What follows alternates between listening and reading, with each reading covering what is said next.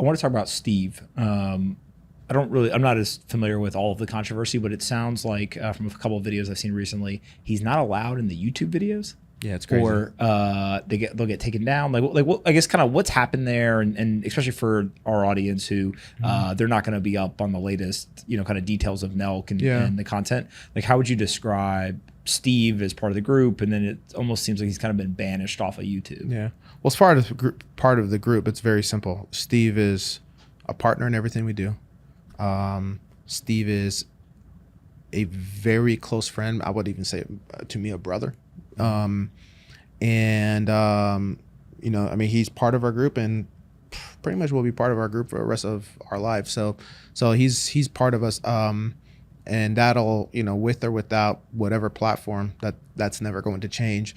But,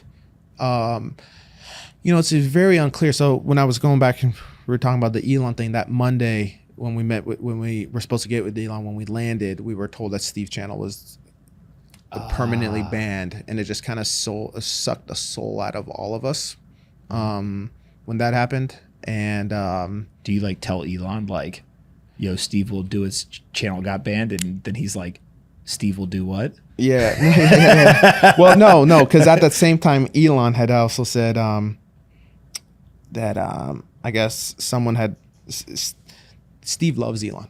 To this day, if you go down his Twitter, he's retweeting every single thing Elon says. Okay. And there was one time he made just this joke video when Bitcoin had crashed, and it came out that Elon sold all his Bitcoin and Bitcoin crashed, and Steve lost a lot of money. So he made an anti-Elon video once as a joke. The problem with the biggest problem SteveWillDoIt has, and I think this is what's led to Steve's termination of his YouTube, is people can't tell that he's joking. They can't tell his jokes. You know what I mean? I don't know if this is the best analogy, but I used this analogy once. It's like if a woman, if you see a teacher, out there, she's dressing not like a teacher, but maybe she looks like she's an exotic dancer, and you're like, dude, why is she dressed like that? She's a teacher. She's not supposed to dress like that. But then if you see a girl that she works at Tootsie's and she's dressed the same way that teacher was, you're like, no, that's fine. She's a stripper. And I think that's the same thing with Steve is people don't know that he's a comedian. So when he says things, people are just hit so off guard. It's why did he say that? It's no, he's a comedian. Steve is a funny guy. So if you're not watching all this content, you don't get it. So if you're just watching a clip, you're going to be offended because he will say some stuff. But it'd be offensive if it's just some random person on the street. But if a comedian said it, then maybe it'd be fine. But if Theo Von says it, or if Tim Dillon says it, or if Dave Chappelle says it, or any stand-up comedian says it, it's oh no, he's a stand-up comedian. He says that kind of shit. Yeah. Okay, damn, that guy's fucking dark, But no one really knows Steve as that. It's who is he? It's he's some kid from Florida that blew up on the internet. Yeah. Oh, and he said what? And I think that's what's led to. People say it was because of gambling. Maybe that's the reason that was used to terminate it. But I don't think that's why. I think it's because people were taking some of the things that he said was offensive because they don't know that he's actually joking. Because if a person who has a Netflix special, stand-up comedian, would say the same thing Steve said, people would be laughing about it and sharing it. So I think that's kind of what happened with Steve. But it's a blessing in disguise because after that he did a deal with Rumble, and he's got I know it's very early with Rumble, but he's a priority to the CEO, Chris. He's always taking care of Steve. They've become good friends. Rumble's numbers have been through the roof ever since then. Steve also launched a audio only podcast as well with the video on Rumble, something very unique, and it's helped him develop a new audience on Spotify that's now introduced to the SteveWillDoIt world. Now, it does hurt not being allowed on YouTube. He's launching a Snapchat show. Obviously with Twitter, he's good. So he can't even be in the videos for the Full Send podcast. That's crazy. Yeah. If he's could you guys have him his voice just put him off to the corner and not put him on video? it's just well, we've thought about it. We thought about putting him, putting on a mask, put him in a costume. Put him in a costume. We've thought of all of that. I can only imagine what you guys have thought of. We've thought of it all. Maybe he's a DJ competitor to Marshmello. It's like just becomes the official DJ of Nelk, but no one knows who it is. We've thought of it all. And we might do that. So hopefully no one from YouTube's made it this far into this episode.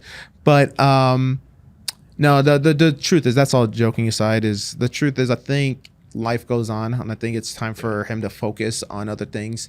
People love Steve when his channel was terminated in August. So it's been what, 6-7 months. Yeah. And when he shows up for meetups, same amount of crowd, nothing's really changed other than not having YouTube. But like, with Happy Dad, he's just as important as a partner to us. It's tough for me to say. I don't agree that he can't be in videos. So it's just tough for me to like kind of go down that rabbit hole. So I just kind of stay mute because the people I've talked to at YouTube about it, I don't want to say who or what department or anything, but they've all like pretty much like said the same thing to me. It's like, we don't agree either. Like it's like a deeper group within there. It seems weird. Like, I understand taking down the channel, right? Like, again, I don't agree with it based on what I understand he was saying or whatever, but like, okay.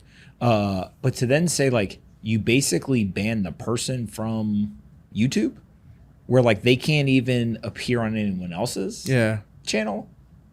I don't know. It seems kind of crazy. I feel like that's being bullied, because if they said, and I think they're just bullying creators when they're saying that, because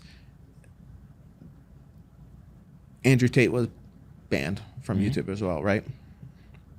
But he's on Piers Morgan's channel on Piers. So Piers is okay because he's Piers Morgan and he's part of a massive network, but we're just some small creators. We don't, you need that massive network because they probably spent X amount of dollars with this other department. So you can't piss them off by deleting Piers Morgan's, channel or video. But you don't really need anything from us, so we're threatened, you know what I mean? Yeah. But if like, let's just say going back to Andrew Tate, who's probably, the most hated person on the internet, maybe the most banned person on the internet. But if Andrew Tate went on Good Morning America, that'd be okay for them to air it on their channel. You go on Good Morning America 10 times, they're not gonna give ABC a hard time, But SteveWillDoIt comes on the Full Send podcast. Hey, you're gonna be terminated. Sounds like SteveWillDoIt should go on Good Morning America. Very true. Right. Yeah, we got to see. Actually, he was joking about that. He was like, maybe he's like, it's funny is he's like, maybe I should go on a Mr. Beast video. He's like, you think you can make that happen? And let's see if like they take down Mr. Beast. Oh, that's actually a genius idea. Like, let's see. Like, I doubt they would take down Mr. Beast. I don't think that they would do that. He said that. He said that a few weeks ago. We were in Arizona. It was like, we were talking about that. We're like, well, maybe we should put you in a Mr. Beast video. Yeah. But yeah, it's sad. It's sad because, listen, I would be the first to admit if we did something wrong. And Nelk has done, the world of Nelk, everyone has done some dumb things here and there, but nothing that's led to the consequence of being permanently banned on the biggest social network in the world, the second biggest website in the world, without any type of warning. There was no warning, no nothing. So that's why it just kind of sucks. It's like Steve has done a lot of dumb things, a lot of them publicly, some behind the scenes, a lot. And any time I've called him, I said, Steve, I wouldn't do that, or I wouldn't. He stops. You know what I mean? Like, he stops. He's moving 1,000,000 miles an hour. Anytime I've called him, how old is he? He's 24. Anytime I've called him, or his mom's called him, or Sam or Kyle, anyone's that say, hey, Steve, and explain logically, not Steve, stop. Hey, Steve, don't do this because this, and that. Fuck, I didn't think of it like that, John. You're so right. Or his mom, or his Kyle. Imagine being a 24-year-old kid and everything you do basically is on the internet. Imagine how much dumb things. I can't imagine. I can't. I wasn't. There was no. I don't even know. Come on. I mean, was YouTube even a thing when I was 24? I don't know. No. But yeah. So that's why, to me, it was like, Steve is a very logical, smart guy. He's not dumb at all. He's moving a million miles an hour, but if someone slows him down and explains things to him, he stops. I know this. I talk to his mom, and I are very close, and we talk 5-6 days a week. And everyone's always in we got this pretty much just board of directors around Steve to always protect him. Mm-hmm. But he listens. He's not unmanageable or anything like that. And that's the one thing he never got from YouTube was a phone call. Hey, we don't like this. Yeah, not gonna. Could you please not do this? Mm-hmm. That never happened. It just was, hey, permanently banned, no appeal, no nothing. Sorry. Do you think it changes with Susan leaving as CEO and this guy Neil coming in, or do you think that it's kind of below CEO level? I don't think it's a YouTube level. I think it was a Google level. I don't think it was a YouTube, because everyone that I've talked to at YouTube, it's like, dude, we love this. We don't agree with this. Everyone I've talked to at YouTube, I never talked to Susan about it, but everyone else I've talked to, from high up, down, like they've not. I don't know. Yeah. Might not even be a YouTube thing. It might even be a third-party contractor that they, contracted policies out to. Everyone does that. Twitter did. I know that. I know damn well Twitter did that. Elon got rid of them, all of them. Yeah. But Twitter was doing that. It wasn't even Twitter. We had our YouTube channel deleted one time. We were on a live stream and we got done, and it was deleted. And thank God I had Twitter, because I went on Twitter and I was having a field day, being like, what the hell just happened? And it took a while, but I had numerous YouTube employees DM me and be like, hey, send me the information. I'll try to navigate internally. And it turns out that the official communication was like, there was a mistake made, channel's reinstated, you're fine. But the unofficial stuff was like, one person hit the delete button. Mm-hmm. Right. And I think to me, it was like, I don't know who the person was. I didn't want to know. Right. It's just like, look, we got the channel back, move on, whatever. I was like, man, one employee can do that. Yeah. Right. That's what I mean. And when that's you what get happened to to Steve. That's what happened to Steve. And don't know who. Crazy. Don't know, it was a contractor out. They contracted a firm out of, in the middle of nowhere. I don't know. Yeah. I don't know. But we'll never know. But what I tell Steve is maybe things change. Maybe there could be reinstatement. But in the meantime, build this relationship you have with Rumble. I know it's not YouTube, but they take care of you, and they're growing as well. But then also you've got everything else. You have so much more.